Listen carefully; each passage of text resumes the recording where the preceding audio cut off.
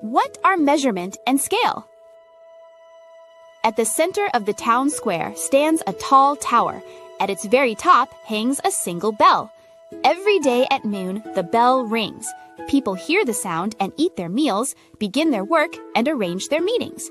The bell sound feels as natural as the rising and setting of the sun, and so the word noon settles into life as something beyond doubt. But a question arises here. Are we knowing time, or only the method used to define time? Measurement is the act of recognizing the properties of something and expressing their degree with numbers.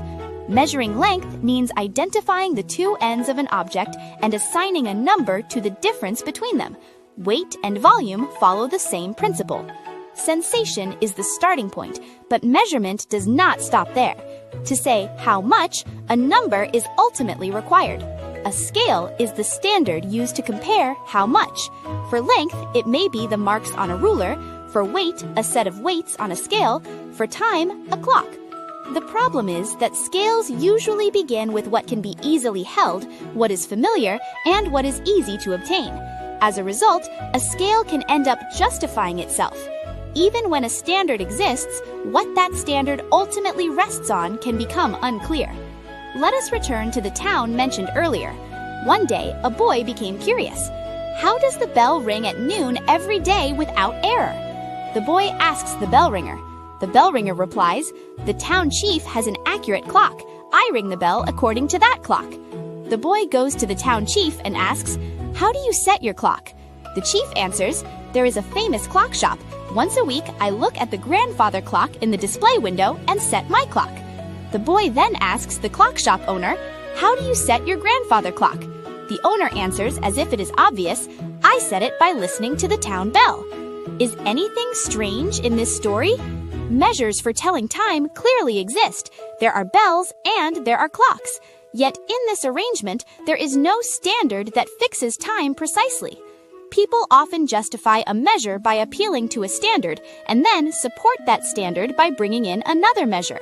In some cosmologies, an elephant holds up the earth, a turtle holds up the elephant, and another turtle supports that turtle.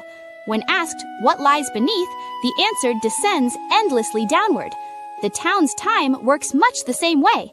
The bell looks to the mayor's watch to the clockmaker's grandfather clock, and that clock back to the bell. Each supports the other, yet no external standard holds the time in place. In this sense, a measure may appear arbitrary. This does not mean the measure itself is useless. It means that a measure alone cannot guarantee accuracy. If all the clocks in a town fell out of sync at once and had to be reset, noon might become 11:50 or 12:05. It might even become 1 o'clock. Yet the town would still go on. People would simply grow used to the new noon. A unit of measure is a promise that keeps daily life running. At the same time, it is a promise that cannot guarantee accuracy by itself. For this reason, science and industry chose another path. An advanced industrial society demands stricter accuracy. No matter who measures or where it is measured, the same value must appear.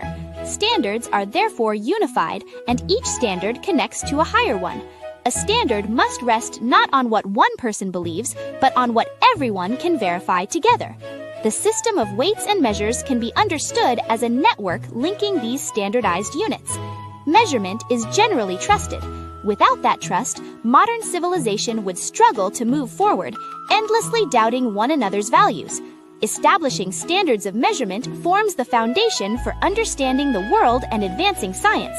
Distinguishing measurement from scale also offers a chance to reconsider the basis on which trusted standards ultimately stand.